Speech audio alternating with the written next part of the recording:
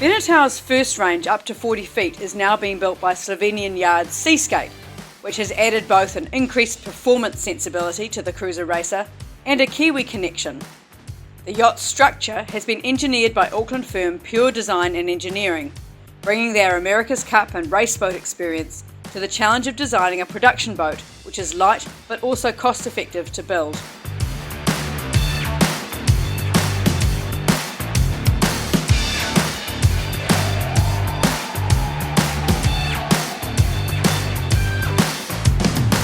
Adaptable is the key word for the First 36.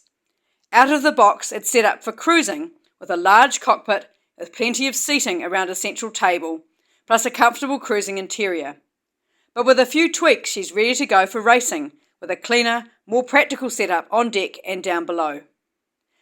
This adaptability comes about easily through the use of modular boxes, which form the rear section of the cockpit seats when in cruising mode, then lift out so there is room aft of the primary winches for the trimmer to move around and sit on the coaming during racing.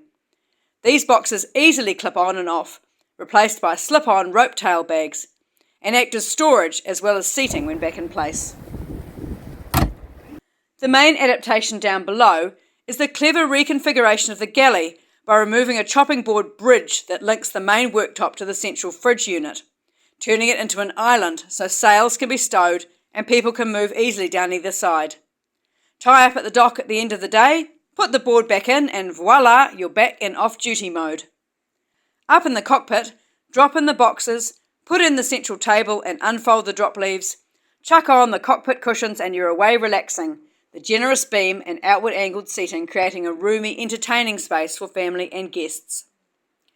The First 36 has a pleasingly yacht-like cockpit. This is a boat that is meant to be sailed. The cockpit configuration has been designed with short-handed sailing in mind, as well as fully crewed racing, with everything close at hand. Other cleverly thought-out features include the sink in the head forward to starboard, tucked into the corner of the double cabin in the bow. To save space, the rectangular sink is mounted on a fold-down panel above the head itself. The whole unit is pulled down and the tap popped up for hand washing, then the whole thing vanishes away into the bulkhead.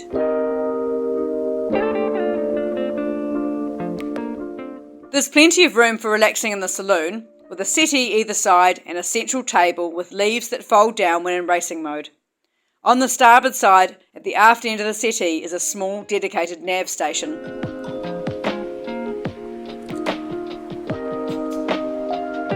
The galley is compact but practical, with a 2-burner gas hob and oven and a large single sink ranged against the cabin side. There's a pair of double quarter berths aft, each of which can easily convert into a single berth with storage beside if you have fewer crew or more stuff.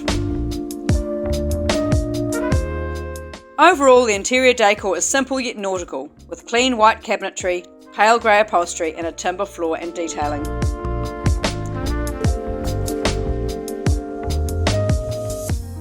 We got a great day to go out on the First 36 and find out what she's really like to sail. We got more than 30 knots at times, but she handled it like a pro. With her twin rudders, she does exactly as she's asked, being responsive to steering adjustments without being twitchy or oversensitive. There's no sense of driving the bus here, she has a real race boat feel.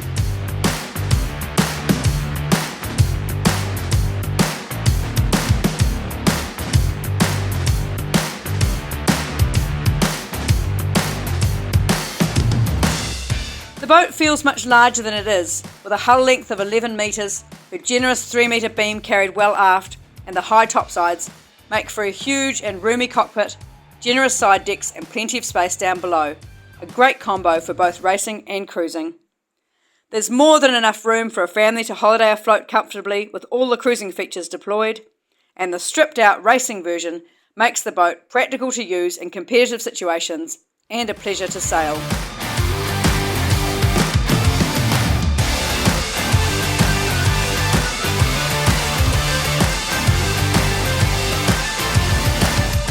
It seems like Benetau's new collaboration with Seascape has hit that sweet spot between comfort and performance that the first range has been well known for.